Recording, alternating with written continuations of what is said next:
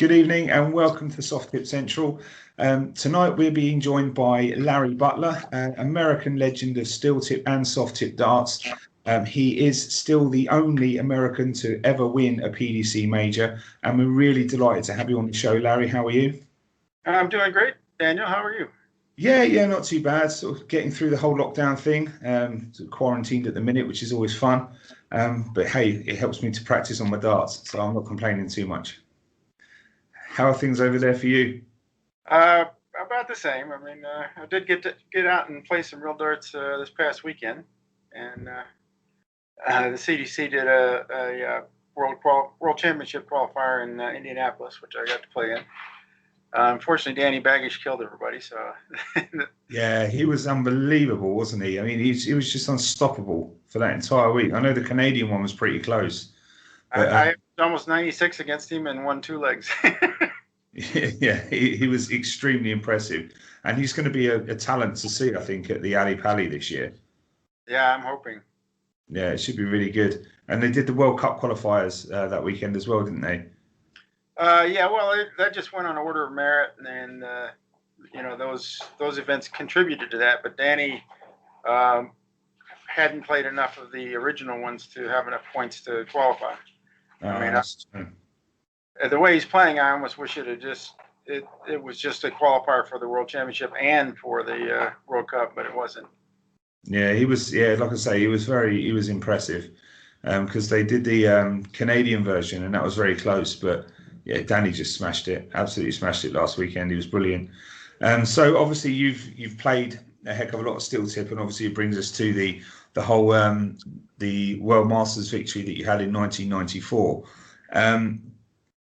So when you're sort of playing darts now, do you still feel the same passion now for the sport as you did then, or are you it's sort of like more of a hobby to you now?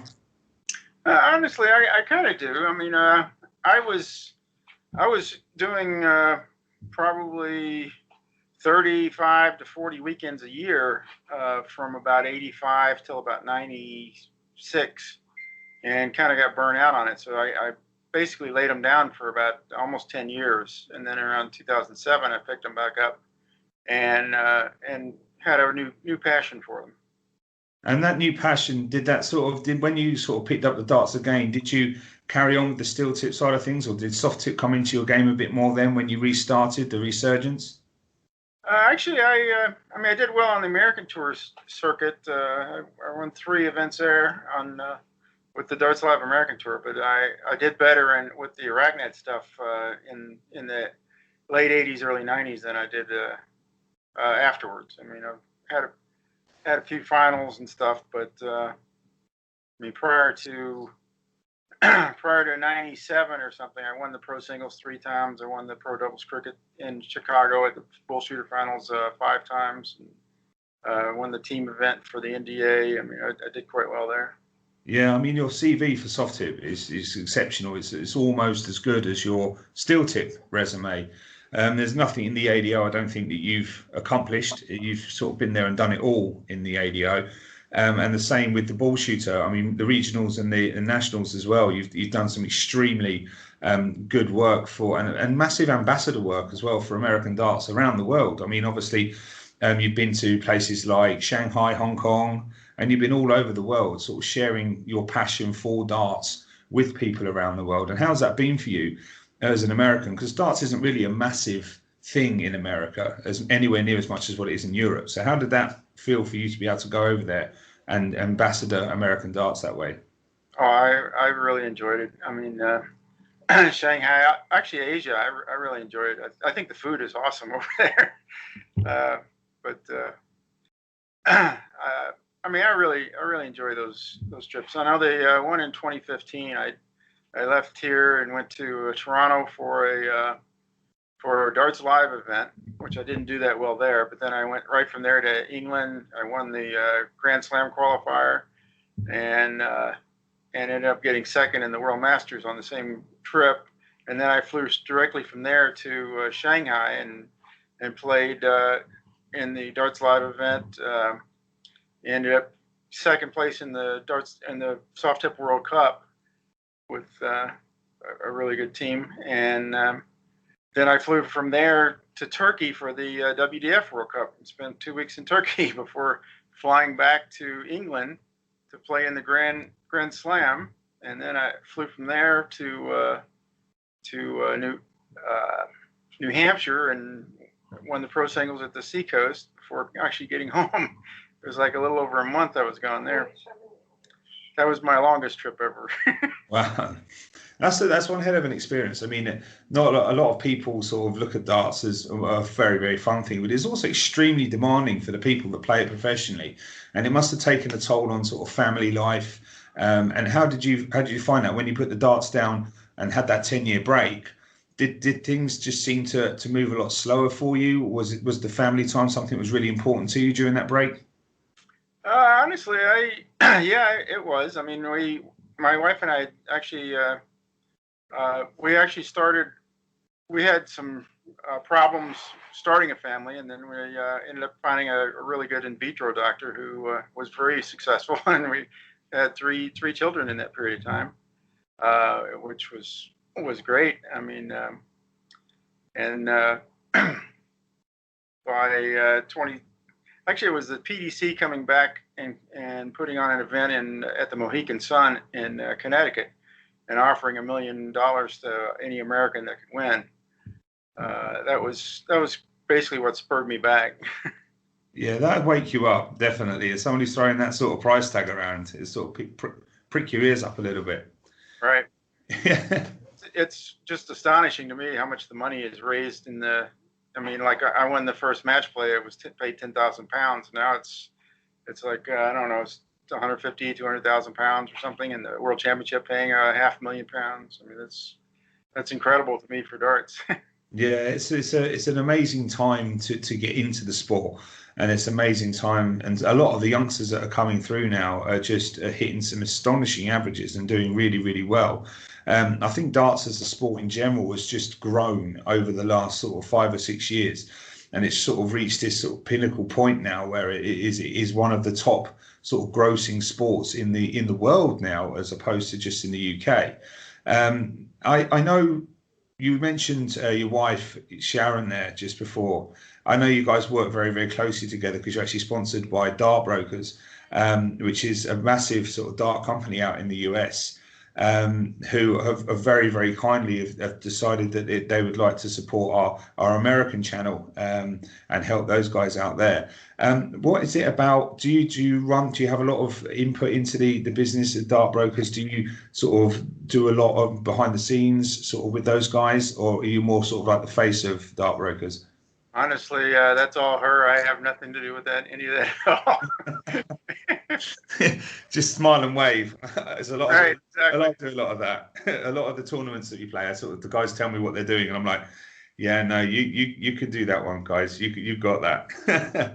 But no, we'd like to thank Dart Brokers for what they are going to be doing for us, and they're actually going to be putting a set of your signature darts from Dynasty up as a prize for liking and sharing this video across social media, which is an amazing thing for those guys to do.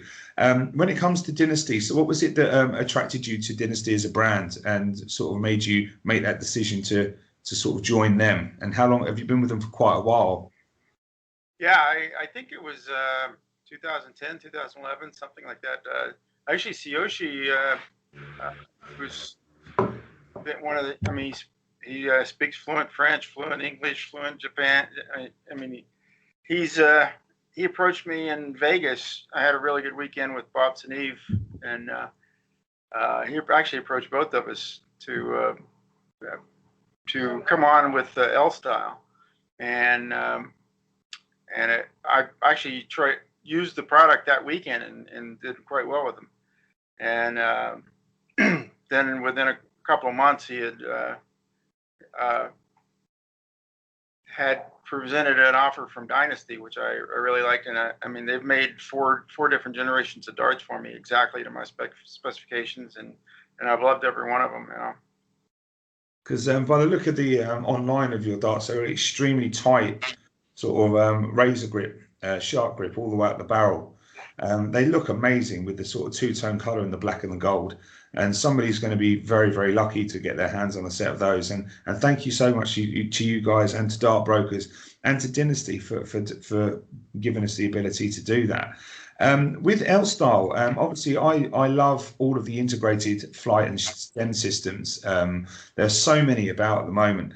You've got the 8-flight system from Target, obviously. QSO got their Tero system. The L-Style system is one that I've yet to use, but from a lot of people that are my friends that use them, they're nigh and indestructible. They're fantastic products. Yeah, I mean, it shocks me when I see these guys on stage playing for, lots of money and using conventional shafts and seeing them get Robin Hoods and stuff. I mean, like, you can't really afford to just throw a dart away in that scenario, but I see it all the time when this stuff is available, and it's fantastic. I mean, it's phenomenally made. It's really intricately and detailed and made to a point where they've thought of every single instance where you can lose points in a darts match, and they completely counteracted it. It just baffles me that people don't take advantage of it. I don't know if it's a weight thing, whether they're slightly heavier, whether it's sort of like in the mines, but I will never, ever, ever go back to a standard system. There's no way. I've never noticed any difference in weight or any in the way it makes it fly or anything like that. I mean, I picked them up and was playing the exact same way with them, just didn't have any more fallouts, any more bounce outs, or any more Robin Hoods or deflections or whatever. Yeah, I mean, they're phenomenal. I mean, I'll always use an integrated system now. There's no way that I'm going to go back. So now, obviously, it brings us to, we've been in this whole situation with the whole COVID and the lockdowns, quarantines, etc. And I saw you on another friend of the channel, Dean Winstanley, put on the RDL League, and you spent quite a bit of time playing in that. And I've watched a fair few of your games. How did you enjoy that? Was that an experience for you? Oh, that was fun. That made the spring. I'll tell you, that was awesome. Everything else I've done online, we had to set up a Dart Connect or some sort of scoring app, and then punch in scores and put the screen and everything. That one, I just threw my darts and just shouted out my score, and when I came back, my score and the opponent's score was on the screen. I didn't have to do anything. It was just play darts, and it was a lot of fun. Yeah, because there was John O'Shea played in that as well. He's spoken to the channel before, because we've worked quite closely in the past with Super Darts, and watching those matches, you were pinging people off left, right, and centre. And there was another lovely young lady, Stacey Pace, she played in it as well. There was a wide variety of different people played in the actual RDL. Who would you say was your toughest match in that? Who did you find was the sort of main person that you wanted to beat? The James Richardson, yes, thank you. James Richardson was my toughest match. Actually, Paul Hogan was pretty close too. So. Yeah, they were very, very, very close games. James did really well in that, from what I remember. He was pretty much top for the majority of it. But it was just great to see so many different darts players and names from around the world interacting, and that's what I love about the soft tip home boards that we all have here. I mean, I've got my Grand board, I've got a Nexus board, and I love the fact that I can come home from work on a Friday afternoon after working all week, switch on the board, and there'll be somebody from America who's willing to play best of 5 legs with me, just to sort of have that release and have that social aspect of darts again. Do you play any of the home boards very often? Is that something that you do, or are you more of a sort of a commercial board player? I've got a Grand board right behind the screen here. Yeah, I've played a few online tournaments with my son and stuff. Yeah, it's fun. I think it's awesome that you can just jump on there and play against just about anybody. Because I mean, it's a phenomenal thing that I think in the UK soft tips have been very, very small. It's very, very select, but it's grown, I would say, well over 200% of the amount of people that have actually got a soft tip board in their home, and the amount of bars and pubs now that are bringing soft tip into commercial areas has grown since this whole COVID pandemic. And I think it's been an absolutely fantastic way for people to deal with the situation that we've been given. I really enjoy playing on the ground board. I enjoy creating the leagues and different bits and pieces like that. The main thing for me about the whole soft tip side of things is the differences between soft tip and steel tip that make them two completely different games.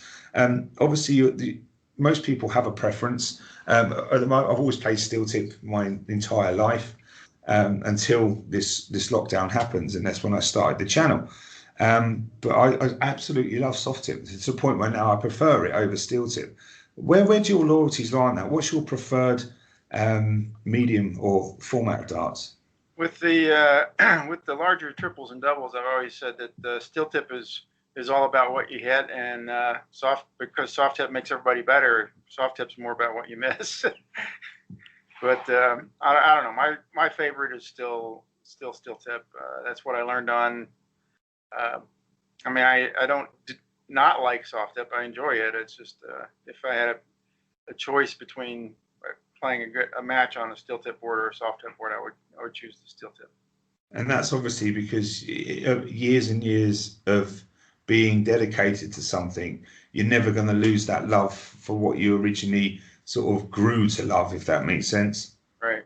I mean, I originally picked up the game in the Navy. I was stationed in Brecon, Scotland, and at a little place called the Angus Steakhouse, and that's where I learned how to play the game. Wow, that's phenomenal to go from Scotland and then take America by storm. It's just an amazing achievement that you've achieved over the sort of the span that you've had, which is a lot, way more than 30 years of playing darts. Is there any one moment that you can turn around and say that when you were growing up and when you were playing the game, picking it up, what moment did you think to yourself, this is it? I know I can do this for a profession, and I can make something. I can do this full time. Oh, and it was probably early to mid '80s that I decided I could do well at it. I mean, I was an IT guy and was making pretty good money anyway. But the money in darts in America, oddly, today the money in darts in America isn't that great, but in the '80s it was really good. In fact, the National Sporting Goods Association ranked darts as like the 5th or 6th most common activity Americans did back in the mid '80s, and today it's like in the 30s or something. But it paid quite well in the '80s up through the mid '90s. It was I mean,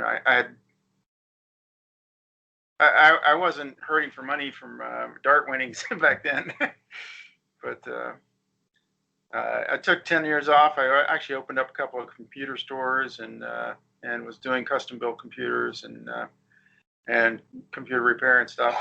And then actually that because of everybody carrying around their computer in their hand now, that business kind of went away. It's the way of the world. Everything's on a mobile phone now. Right. It's like having a laptop in your pocket. And so, I mean, would you say your most memorable win was in 1994? Is that the one you cherish the most? That's the one that I keep getting reminders of anyway. It's a massive achievement, though. I mean, there aren't many people in the world, let alone an American guy that comes over and just wins a PDC like major. It's a phenomenal achievement. Odds were like 200 to 1 when I walked in the door, so it was pretty much a shock for. Yeah, I mean, I certainly didn't get on the plane expecting that I was going to come home with that trophy. I mean, that was, but the way I started out playing and feeling, I'm like, well, stranger things have happened. It's just it, and it is when you're in those sort of situations and you've got that feeling that you can do well. Is it literally just a game at a time, or do you prepare yourself for who you might face in the next round, or do you literally just take a leg at a time, set at a time, game at a time? Well, there's an old childhood adage that says inch by inch everything's a cinch, yard by yard everything's hard. I believe that applies to darts.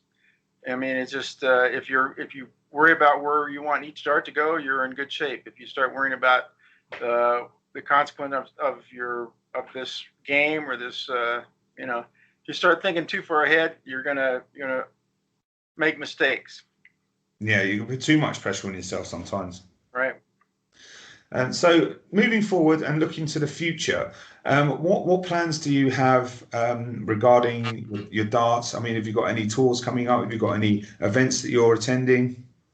I'm just waiting for this virus to get over with. But Yeah. hopefully the CDC tour happens next year.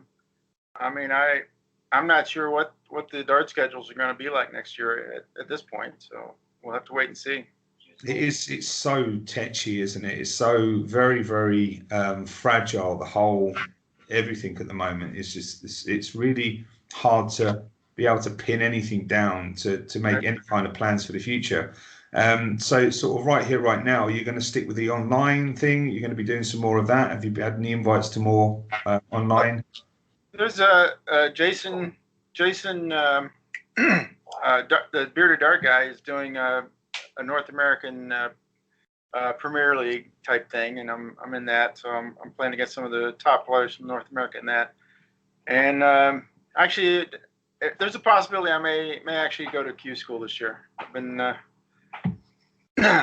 been kind of putting that off for the last few years, and I think maybe I'll go over and give it a shot.